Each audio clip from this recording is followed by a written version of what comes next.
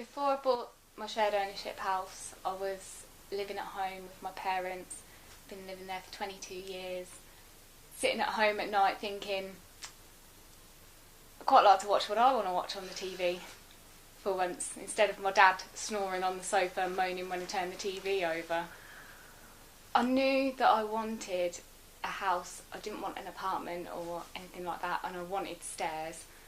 I didn't want a flat. I knew I wanted a garden, so in the summer I could just come home from work, go and sit outside in the garden with a glass of wine and chill out after a hard day. And I knew that I wouldn't be able to afford it buying it outright, so this was a really good way to go for me after I'd looked into it.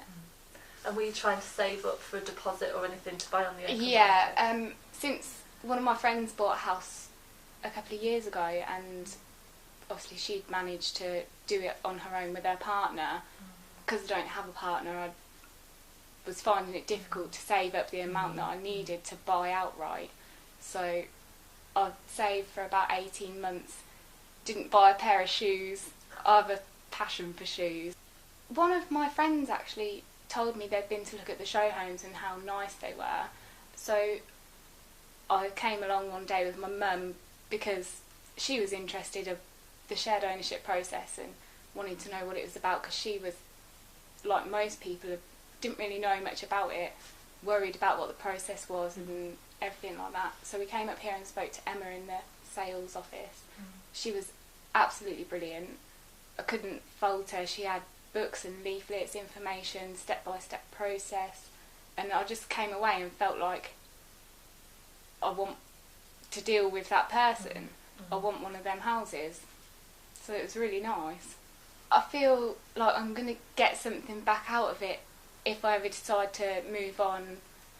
I'm paying towards something, rather than when you're renting, you don't get anything back from that. It's just like wasted money. The difference it's made is so great. I've got so much more independence. I've learnt how to look after myself properly, whereas before, I know people don't like to admit it, but I was relying on my parents so much. It's just nice to have the independence. I'm unsure as to whether to own more of it, own it outright, because I don't know whether it'd be harder to sell it if I owned more of it, because it's not as appealing to a first time person.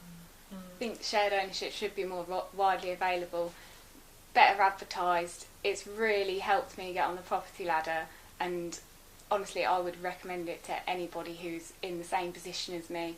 It's really helped me out a lot.